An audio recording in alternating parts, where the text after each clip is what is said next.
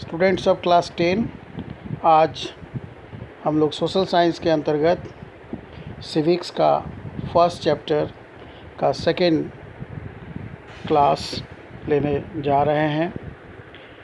First part में आपने देखा what is power sharing, ethnic composition of Belgium, ethnic composition of Sri Lanka and majoritarianism in Sri Lanka and their impacts. यहाँ हम लोग देखने जा रहे हैं accommodation in Belgium, power sharing, accommodation in Belgium.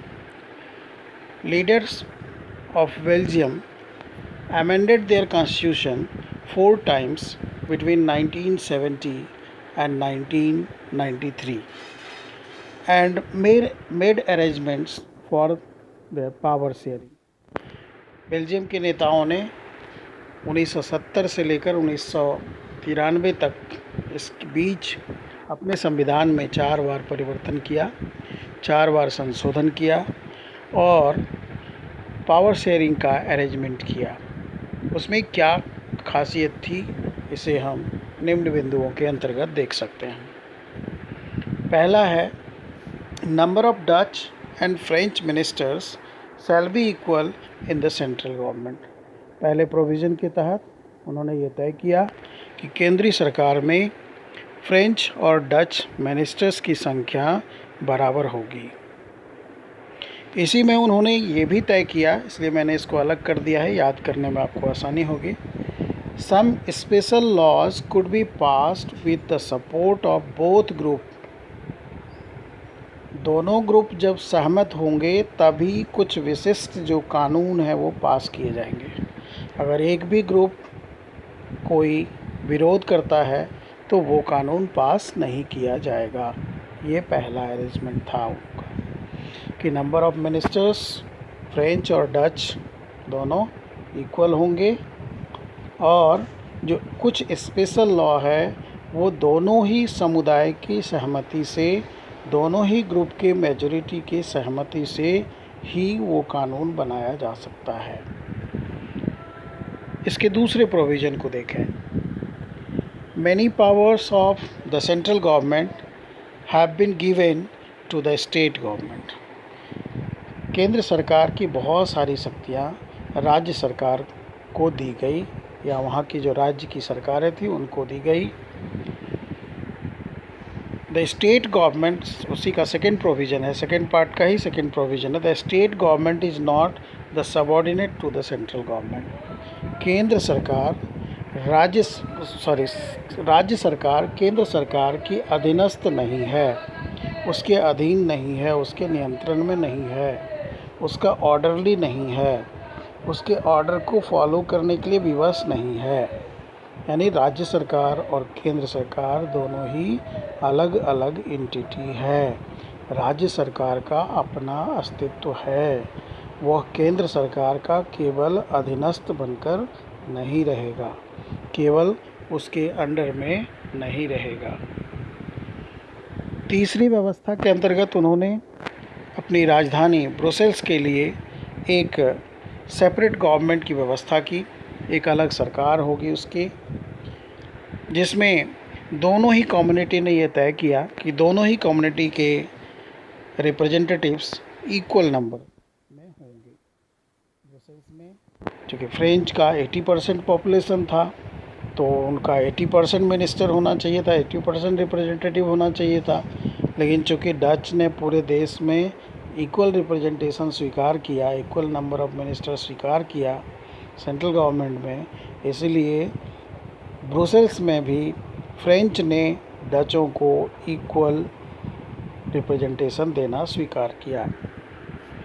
इसके अलावा एक चौथी व्यवस्था थी कि सेंट्रल और स्टेट गवर्नमेंट के अलावा एक तीसरे प्रकार की सरकार होगी जिसे उन्होंने नाम दिया कम्युनिटी गवर्नमेंट का। इस कम्युनिटी गवर्नमेंट में जो मेंबर्स होंगे they will be elected by the people belonging to one language group. Community like Dutch, French and German. Suppose German population बहुत कम है, तो जर्मन का रिप्रेजेंटेशन नहीं भी हो सकता है, क्योंकि वो कभी मेजॉरिटी में नहीं आ सकते हैं।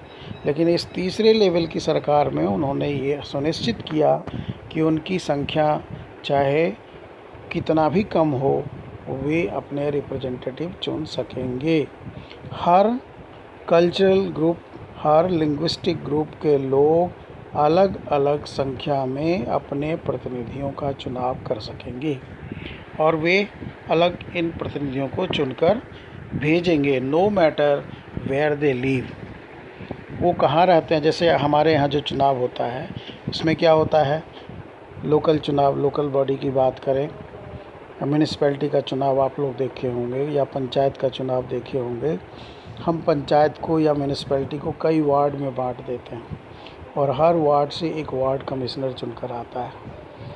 मान लीजिए शहर के किसी भी वार्ड में किसी एक समुदाय का मेजॉरिटी नहीं है। सपोज़ जैसे हम फ्रांस की बात करें, तो फ्रांस में अगर ऐसी स्थानीय सरकारें हैं, लोकल गवर्नमेंट है, तो उनमें ऐसा हो सकता है कि किसी भी वार्ड में जर्मन जाति के लोगों का मेजॉरिटी नहीं हो सकता। तब तो जर्मन के लोग कभी नहीं चुने जाएंगे अगर वो हमारे यहाँ की व्यवस्थाओं के जैसा होगा। इसलिए उन्होंने ये व्यवस्था किया कि जर्मन जाति के लोग चाहे जहाँ भी रह रहे हों पूरे डिस्ट्रिक्ट में, पूरे इस स्थानीय निकाय के क्षेत्र के अंतर्गत उनके मेंबर्स, उनके रिप्रेजेंटेटिव चुने जाएंगे irrespective of their living places. उनके निवास स्थान को नज़रअंदाज करते हुए उनकी संख्या रखी जाएगी।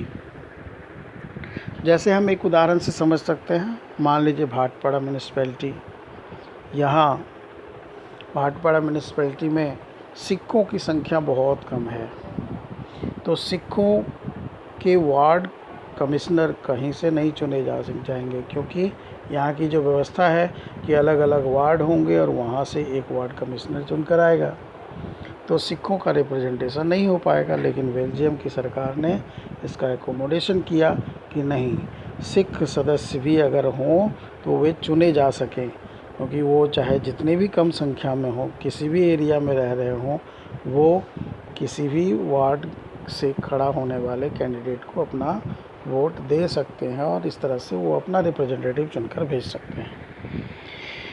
नाउ लेट अस सी, हाँ, this government has the power regarding cultural, educational and language related issue. इस तरह से ये जो स्थानीय सरकार होगी उन्हें भाषा से संबंधित, संस्कृति से संबंधित, शिक्षा से संबंधित जो भी मामले होंगे उन्हें देखने का अधिकार होगा। अब यहाँ तक में देखें हम लोगों ने क्या सीखा, what we have learn from these two examples. हमने देखा कि both Belgium and Sri Lanka are a democratic country, दोनों ही लोकतांत्रिक देश हैं, but they dealt with power sharing differently. लेकिन दोनों ही देश में पावर शेयरिंग के साथ अलग अलग व्यवहार किया गया है, पावर शेयरिंग की अलग अलग व्यवस्थाएं की गई हैं। बेल्जियम ने पावर शेयरिंग किया, वहाँ पीस एंड प्रॉस्पेरिटी है। श्रीलंका ने मेजोरिटेरियनिज़्म अडॉप्ट किया, मेजॉरिटी कम्युनिटी को वो प्रेफर करेंगे, मेजॉरिटी कम्युनिटी का डोमिनेंस होगा, मेजॉरिटी कम्युनिटी की बातें मानी जाएंगी, तो नतीजा क्या हुआ, सिविल वार। अब हम आगे बढ़ते हैं। क्वेश्चन है, why power sharing is essential, power sharing क्यों आवश्यक है, क्यों इम्पोर्टेंट है। To answer this we have 4 points. पहला है टू अवॉइड कन्फ्लिक्ट, किसी भी तरीके का संघर्ष को टालने के लिए, किसी भी तरीके की लड़ाई झगड़े दंगे फसाद को टालने के लिए पावर शेयरिंग ज़रूरी है। पावर शेयरिंग हो जाएगा, सभी कम्युनिटी के लोग संतुष्ट रहेंगे, किसी को कोई शिकायत नहीं होगी। दूसरा पॉइंट है to have peace and prosperity, अगर देश में शांति, अमन चैन और संपन्नता चाहते हैं तो पावर शेयरिंग ज़रूरी है। तीसरा है फॉर बेटर इकोनॉमिक डेवलपमेंट। अगर हम अच्छी आर्थिक विकास चाहते हैं तो पावर शेयरिंग करेंगे, कोई कन्फ्लिक्ट नहीं होगा, शांति रहेगी, व्यापार उन्नत होगा, इकोनॉमिक प्रॉस्पेरिटी बढ़ेगी। And last one, to ensure the stability of the government. अगर सरकार में स्थायित्व चाहते हैं तो भी पावर शेयरिंग ज़रूरी है। पावर शेयरिंग से सभी वर्ग, सभी समुदाय, सभी ग्रुप के लोग संतुष्ट रहेंगे और ऐसे में सरकार सुचारू रूप से सुनिश्चित समयावधि तक चलती रहेगी। That's all. नेक्स्ट, आज इसी चैप्टर में और आगे देखेंगे हम लोग।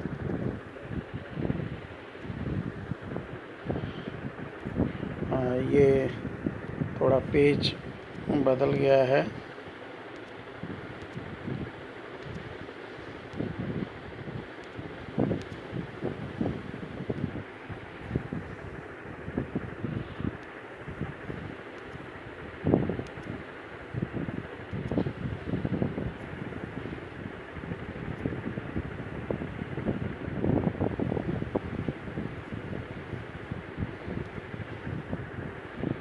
हाँ, नेक्स्ट है what are the reasons of power sharing. Power sharing का कारण क्या है ना,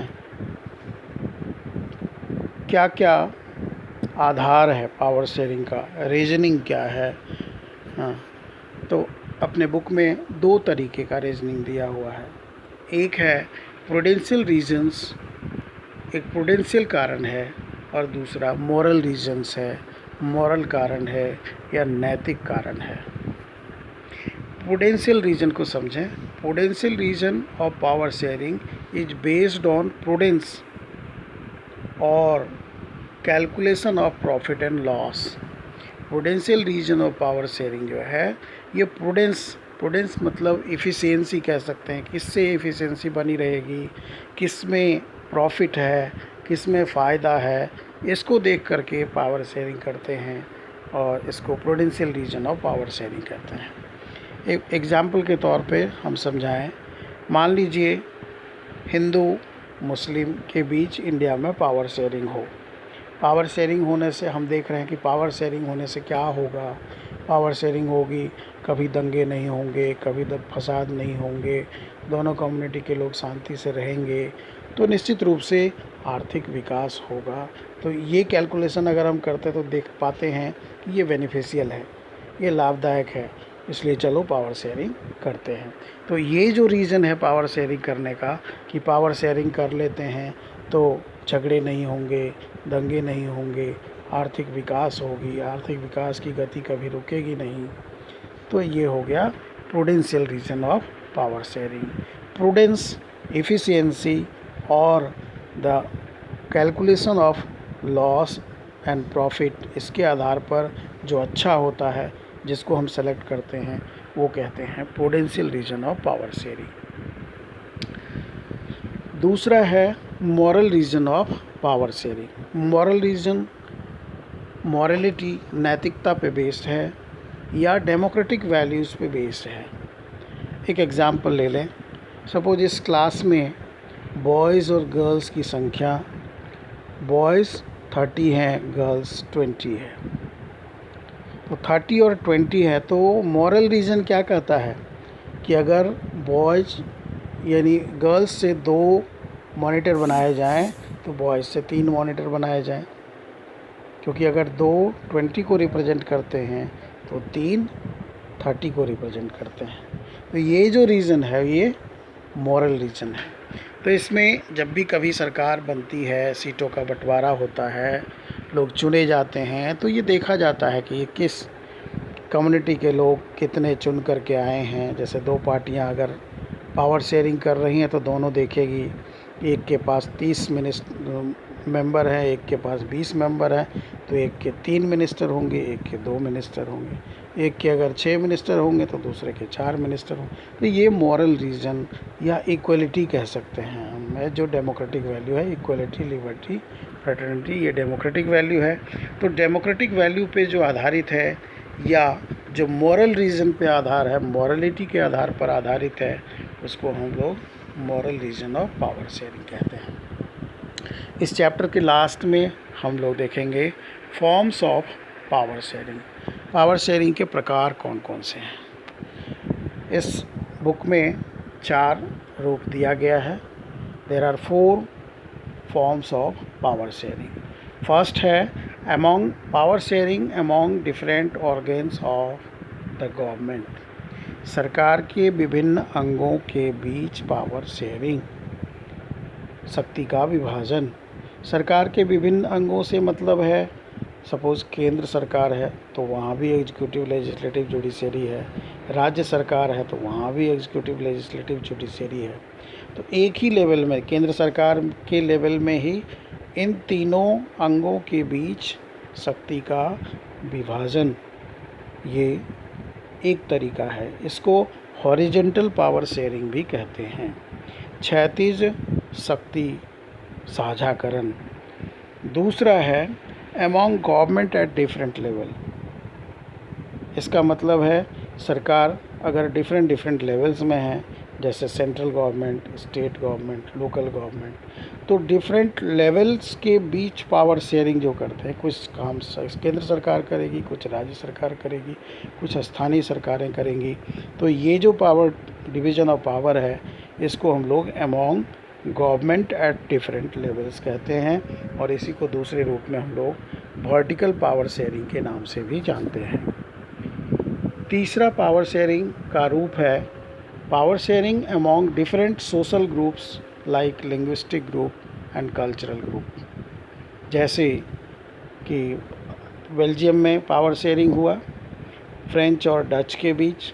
उन्होंने डिसाइड किया कि दोनों के इक्वल नंबर ऑफ मिनिस्टर्स होंगे सेंट्रल गवर्नमेंट में। तो ये क्या है, लैंग्वेज के आधार पर पावर शेयरिंग हो रहा है। तो ये लिंग्विस्टिक ग्रुप हो गया, उनका अलग अलग कल्चर है तो कल्चरल ग्रुप भी कह सकते हैं। तो ये जो है among different social groups and linguistic and cultural groups हो गया। नेक्स्ट है power sharing among political parties, pressure groups and movement groups. Power sharing, मान लीजिए किसी एक पार्टी को मेजॉरिटी नहीं आती है तो कई पार्टियां मिलकर के सरकार बनाती है। तो ऐसे में हम कह सकते हैं कि ये पावर शेयरिंग बिटवीन या अमॉन्ग डिफरेंट पॉलिटिकल पार्टीज़ है। भिन्न भिन्न राजनीतिक दलों के बीच ये पावर शेयरिंग है। तब वो डिसाइड करते हैं किस पार्टी के कितने मिनिस्टर होंगे। तो ये पावर शेयरिंग है अमॉन्ग डिफरेंट पॉलिटिकल ग्रुप। इसी तरीके से प्रेशर ग्रुप होता है। प्रेशर ग्रुप कुछ ऐसे ग्रुप हैं जो डायरेक्ट पॉलिटिक्स में भाग नहीं लेते, लेकिन बाहर से दबाव डालते हैं सरकार के ऊपर कि उनके पसंद का व्यक्ति फाइनेंस मिनिस्टर हो, उनके पसंद का व्यक्ति लेबर मिनिस्टर हो, उनके पसंद का व्यक्ति रेलवे मिनिस्टर हो। इस तरह से ये कोशिश करते हैं वो। तो इसको कहते हैं प्रेशर ग्रुप। जैसे मान लीजिए हमारे देश में उद्योगपतियों का एक समूह है, उद्योगपतियों का एक ग्रुप है। वो ग्रुप हर हमेशा कोशिश करेगा कि उनके पसंदीदा फाइनेंस मिनिस्टर हों जो उनके इकोनॉमिक बेनिफिट के लिए काम करेंगे। तो ऐसा कहा जाए अमॉन्ग डिफरेंट प्रेशर ग्रुप्स। इसी तरीके से कभी कभी एक ग्रुप है मूवमेंट ग्रुप। एक चैप्टर है आपके इसी बुक में, है ना, political parties, pressure groups and movement groups, ऐसे करके है। तो उसमें हम लोग देखेंगे मूवमेंट ग्रुप है। मान लीजिए कोई आंदोलन उठ खड़ा हुआ, जैसे अभी अन्ना हजारे जी का आंदोलन हुआ था अपने देश में लोकपाल विधेयक के बारे में। तो ऐसा जो आंदोलन एक उठ खड़ा हुआ, अब आंदोलन से कुछ नेता निकल कर आए तो उन नेताओं को अगर पार्टी में रखा जाता है, मिनिस्ट्री में रखा जाता है, तो ये कहा जा सकता है तो power sharing among movement groups. जैसे एक अच्छा उदाहरण है इसका, असम में ऑल आसाम स्टूडेंट्स यूनियन एक संगठन था। वो ऑल आसाम लिबरेशन फ्रंट बना करके आसाम को अलग कुछ स्वायत्तता दिलाने के लिए संघर्ष कर रहा था। असम में बाहरी लोग ना आए, विदेशी लोग ना आए, बांग्लादेशी लोग ना आए, इसके लिए आंदोलन चला रहा था। यही आंदोलन ग्रुप बाद में चलकर एक पॉलिटिकल पार्टी बन गया, जिसको हम लोग असम गण परिषद कहते हैं, और उसी के नेता प्रफुल्ल कुमार मोहंती असम के मुख्यमंत्री बन गए। तो इस तरह से उसको मूवमेंट ग्रुप कहते हैं। तो मूवमेंट ग्रुप, प्रेशर ग्रुप या पॉलिटिकल पार्टी, इनके बीच जो पावर शेयरिंग का समझौता होता है, इसको हम लोग power sharing among different political parties, pressure groups and movement groups कहते हैं। ठीक है, आज के लिए इतना ही। धन्यवाद। शुभ दिन।